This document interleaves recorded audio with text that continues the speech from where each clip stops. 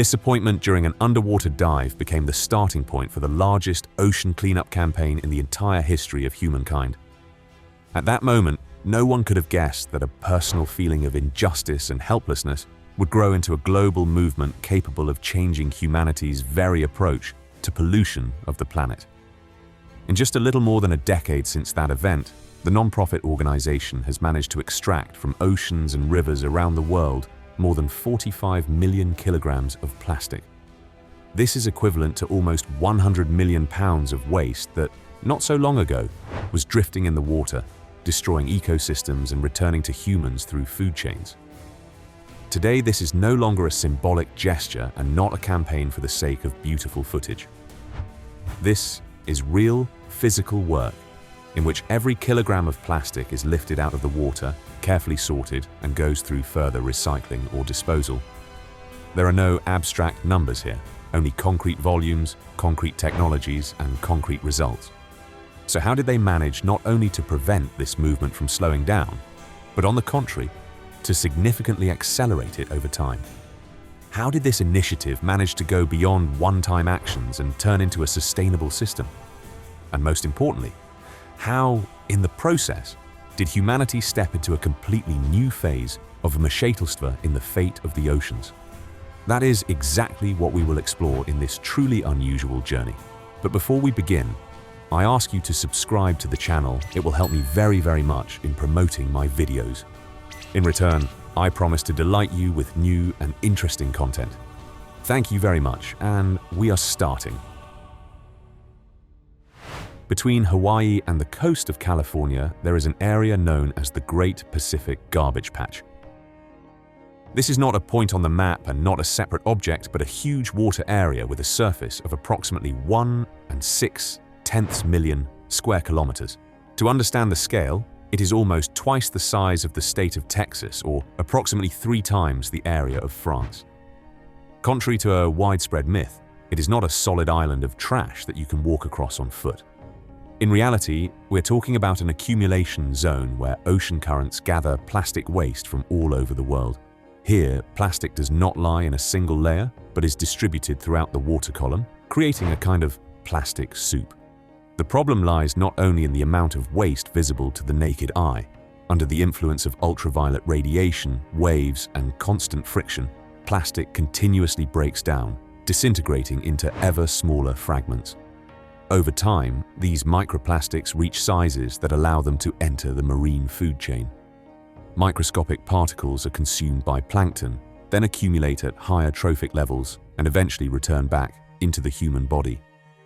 From an ecological point of view, every year of delay in cleanup means that all future attempts at intervention become more difficult, more expensive, and less effective. And humanity postponed solving this problem for more than 7 decades, from the moment plastic production began and rapidly went global in the middle of the 20th century.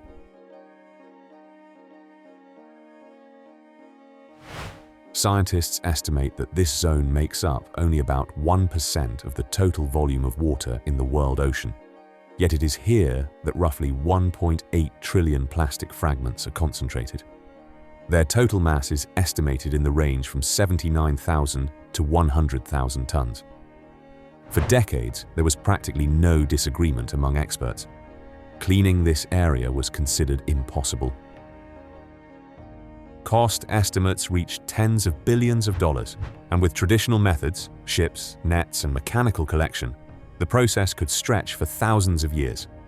In terms of scale and physics, it was a task that went beyond the capabilities of any solutions ever proposed by humanity. Against this background, the very idea of cleaning the ocean looked not just difficult, but openly utopian. It is precisely against this, seemingly hopeless, background that a 16-year-old teenager from the Netherlands named Boyan Slat appears in the story. In 2011, during a scuba dive in Greece, he expected to see a typical Mediterranean ecosystem. However, instead of that, he began to notice more and more often not fish, but floating plastic bags. They were everywhere.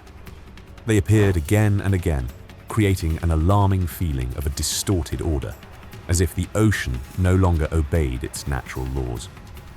For most teenagers, such an episode would have remained a fleeting irritation. But for Slat, that moment became the beginning of the path.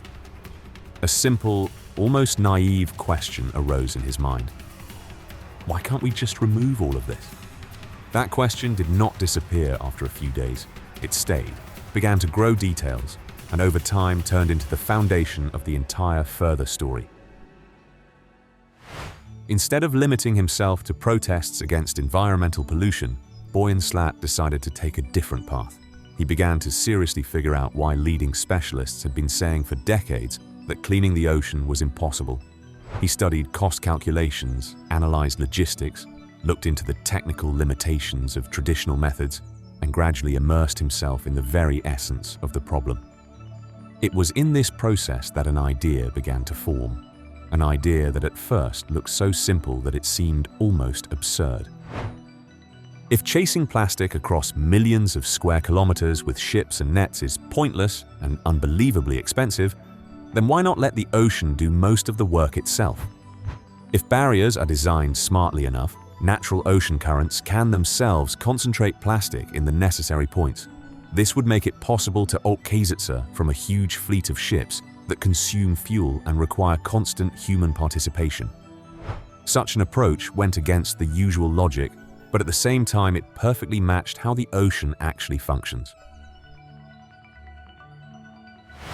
This concept looked unusual precisely because it did not try to fight nature. On the contrary, it relied on it. Instead of resisting currents, using their power. Instead of constantly pursuing trash, creating conditions in which it gathers itself in one place. Slat continued developing this idea by enrolling in the Faculty of Aerospace Engineering at Delft University of Technology in the Netherlands. There, he gained access to an engineering environment where such unconventional solutions were not automatically rejected, but, on the contrary, were subjected to strict analysis and refinement. In the autumn of 2012, his ocean cleanup concept received the highest award for engineering design. And on the 5th of October of that same year, at the age of only 18, Slat stepped onto the TEDx stage in Delft with an 11-minute talk titled, "How Can the Oceans Clean Themselves?" In the first months after publication, almost no one watched this talk. The video gained only about 2,000 views and seemed like just another idea lost in the endless stream of inspiring lectures. But in February of 2013, the situation changed. News outlets paid attention to the story of a teenager with a daring idea, and the video literally exploded. Within just a few days, donations began to come in from all over the world. Slat faced a choice that rarely comes to a first-year student: continue his studies or drop out of university for the sake of an attempt to clean the ocean. At that moment, he had only $300 in personal savings. Nevertheless, he chose the ocean. Just a few days after the video went viral, the amount of donations reached $90,000. And by October of 2013, when the TEDx talk crossed the mark of 1 million views, the Ocean Cleanup Organization was officially founded. Before approaching large-scale funding, the new organization set itself a fundamental task: to prove that the idea really could work. On the 3rd of June of 2014, a large-scale techno-economic analysis of 528 pages was published, prepared by approximately 70 scientists and engineers. At the same time, a crowdfunding campaign was launched. The reaction exceeded the boldest expectations. In just 100 days, 38,000 donors from 160 countries contributed. By the 15th of September of 2014, the total amount reached $2,154,282, making the campaign the most successful non-profit crowdfunding initiative in the world at that time. In parallel, Slat made a loud and risky statement: to clean half of the Great Pacific Garbage Patch within 10 years. Even many supporters of the project considered this goal excessively optimistic. In August of 2015, a large-scale expedition began with the participation of 30 ships working directly in the garbage patch zone. During the expedition, more data were collected than in the previous 40 years of scientific research devoted to this area. The results turned out to be unexpected. It turned out that the garbage patch is not a dense mass, but a sparse mixture of plastic fragments distributed over a huge area. Even more surprising was the composition of the waste. Fishing nets accounted for 46% of the total mass, and from 75 to 86% of the plastic had an origin connected with marine fishing. These data radically changed the understanding of the problem and showed that reality differs from many previous theoretical models. The first tests of prototypes very quickly showed that the real ocean is far more complex than any calculations. Problems of very different kinds arose, from air leaks in floating chambers to failures of anchoring systems.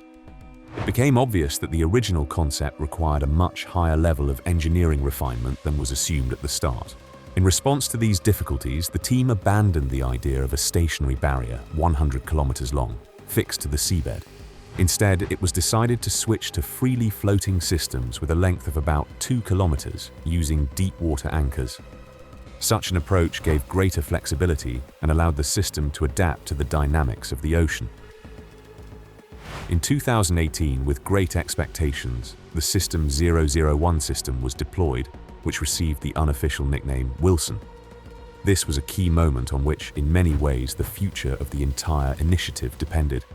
However, in the first months of operation, critical limitations were identified. The system could not maintain the necessary speed relative to the movement of plastic fragments. As a result, the trash entered inside, but then freely left the trap, carried away by currents. By the end of 2018, an even more serious incident occurred.